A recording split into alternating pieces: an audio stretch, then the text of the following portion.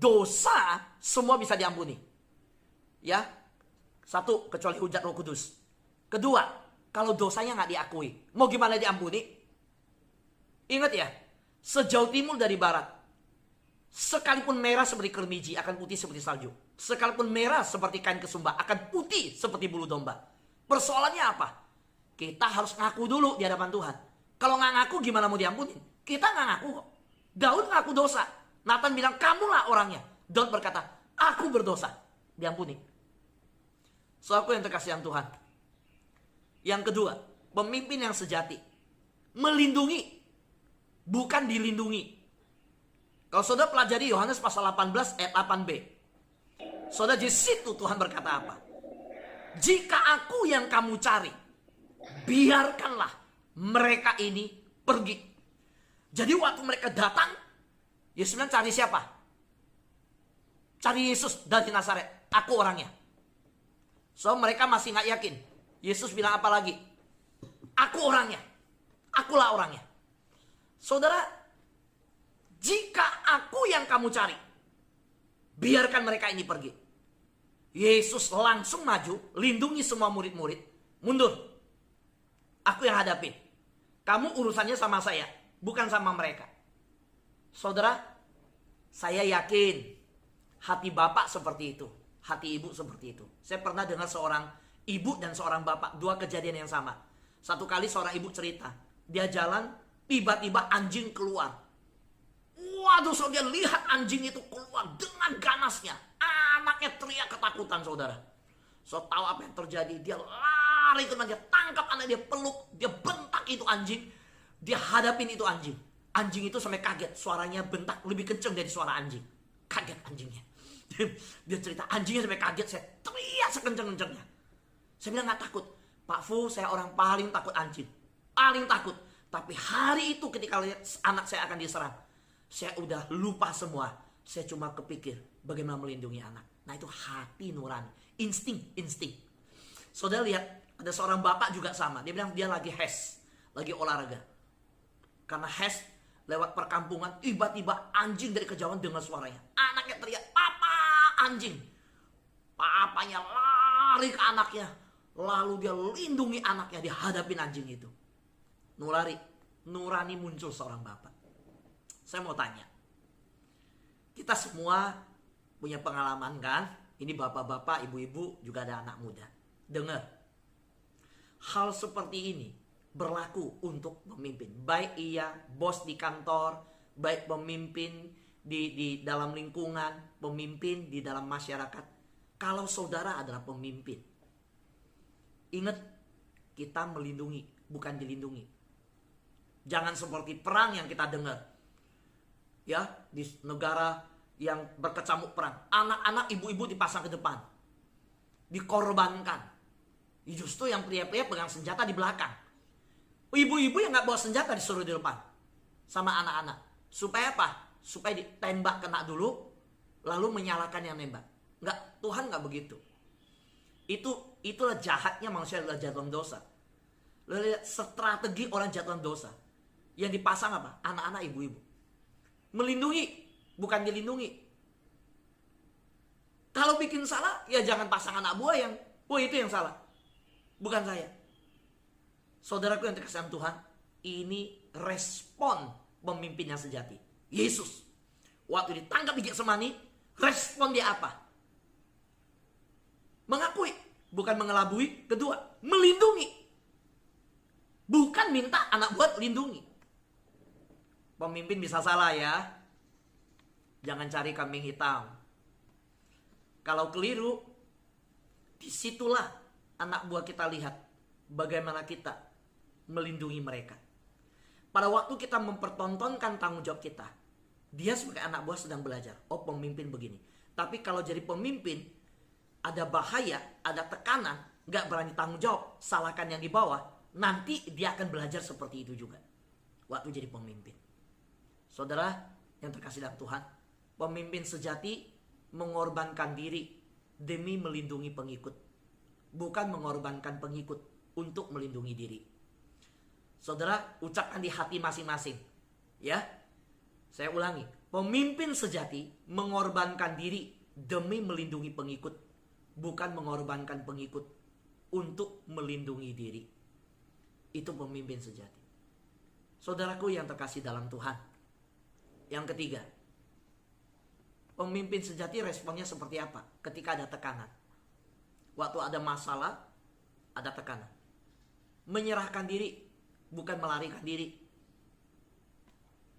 Saudara lihat, waktu di Taman Getsemani, peristiwa sepanjang perjalanan menuju kepada salib. Dari malam perjamuan sampai peristiwa-peristiwa yang lain. Itu begitu banyak makna yang indah. Yohanes pasal 18 ayat 6. Ketika Yesus berkata kepada mereka, "Akulah dia." Mundurlah mereka dan jatuh ke tanah. Saudara, saya mau tanya, siapa yang bisa tangkap Yesus kalau Yesus mau pakai kuasa ilahi? Mau datang tangkap saja, Yesus sudah maju hadapi. Yesus tanya saja, "Akulah dia." Mundur, saudara. Jatuh semua. Mau gimana nangkap Yesus? Yesus lebih berkuasa dari mereka. Tapi saudara lihat, apa yang terjadi? Mereka yang sebenarnya gak sanggup untuk bisa tangkap Yesus.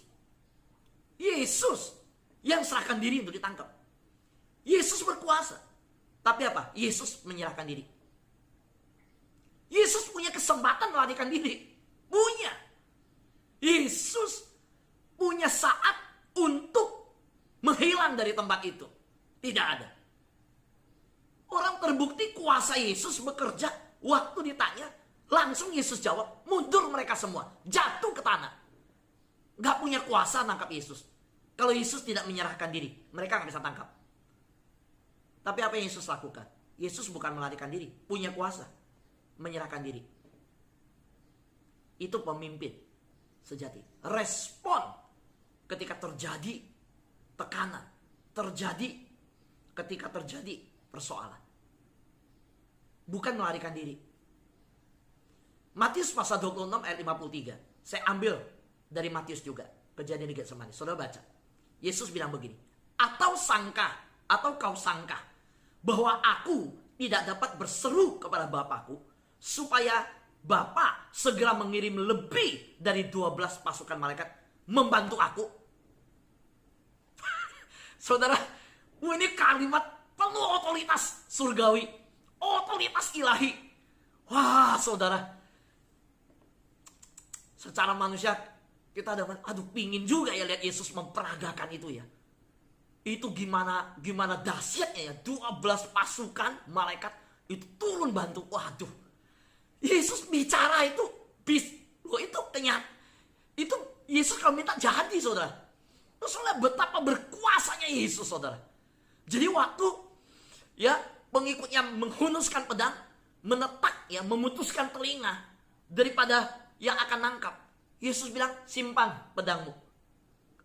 Bahasa sederhananya, kamu pikir saya gak bisa panggil malaikat di surga? Bukan bicara malaikat loh. 12 pasukan untuk membantu aku. Berarti di sini jelas betapa berkuasanya Yesus. Tetapi saya melihat kepemimpinan Yesus sebagai leader. Yesus bukan melarikan diri, memakai kuasa untuk melarikan diri. Enggak, saudara. Bukan seperti yang kita lihat di televisi, berita-berita, punya kuasa dikit, menyuap imigrasi, atau lakukan apa, pergi. Enggak. Bukan. Udah bikin salah, larikan diri lagi, gak berani tanggung jawab. Terus anak buah yang dikorbankan. Enggak, Yesus gak begitu. Yesus serahkan diri, padahal punya kuasa. Nah, saudara, betapa luar biasanya leadership kepemimpinan. Dan mau lihat pemimpin sejati dalam Yesus. Jadi kesimpulan saya gini, Yesus menyerahkan diri, bukan ditangkap. Saya mau perbaiki bahasa. Yesus ditangkap. Enggak bisa ditangkap. Kalau Yesus mau, enggak bisa tangkap. Kalau bisa tangkap, itu karena bukan mereka hebat nangkapnya. Tapi karena apa? Karena Yesus yang menyerahkan diri. Saudara yang terkasih dalam Tuhan, ingat ya, Yesus menyerahkan diri, bukan ditangkap. Nah, kenapa Yesus melakukan itu semua? Sekali lagi, jelas Yesus berpegang pada panggilan. Penggenapan panggilan itu. Matius 26 ayat 54 dan 56 berkata, jika begitu, Bagaimanakah akan digenapi yang tertulis dalam kitab suci yang mengatakan bahwa harus terjadi demikian. Akan tetapi semua ini terjadi supaya genap yang ada tertulis dalam kitab nabi-nabi. Lalu semua murid itu meninggalkan dia dan melarikan diri. Yesus membongkar kita para nabi, memakai ayat firman Tuhan, meneguhkan mereka. Harus terjadi. Ya harusnya muridnya tahu kalau memang harus terjadi, ya udah. Nggak usah larikan diri. Yesus udah bilang kok mundur, tangkap aku aja, jangan mereka. Tetap lari saudara, takut semuanya. So lihat respon manusiawi dari para murid-murid yang ketakutan. Ya, udah jelas Yesus bilang nggak usah takut, ini udah digenapi kok. Aku yang akan hadapi juga bukan kamu. Lari saudara. Bahkan di cerita penangkapan Getsemani, ada yang melarikan diri sampai baju terlepas. Begitu takutnya. Saudaraku yang terkasih dalam Tuhan. Yang terakhir, pembelaan diri versus penalukan diri. Saya mau tutup dengan ini, saudara perhatikan. Jalan salib Yesus bukanlah jalan pembelaan diri, namun penaklukan diri penuh pada kehendak Allah. Apapun resikonya. Bukan pembelaan diri, menaklukkan diri. Saudara tahu bahwa Yesus Kristus seperti domba yang dibawa ke pembantaian, nggak bela diri. Dia justru menaklukkan dirinya untuk menerima penggenapan janji Allah. Saudaraku, yuk kita masuk dalam doa karena kita percaya doa adalah sebuah penaklukan diri. Doa adalah sebuah penyerahan diri. Doa adalah sebuah pengakuan bahwa kita bergantung pada Bapa yang ada pembela. Pada saat kita berdiam diri, biarlah Tuhan yang bertindak. Yesus tahu Bapa yang akan bertindak. Dia hanya berserah pada kehendak Tuhan. Saya tidak tahu apa yang terjadi yang sedang saudara hadapi. Tetapi biar firman Tuhan hari ini kita tanya sama Tuhan.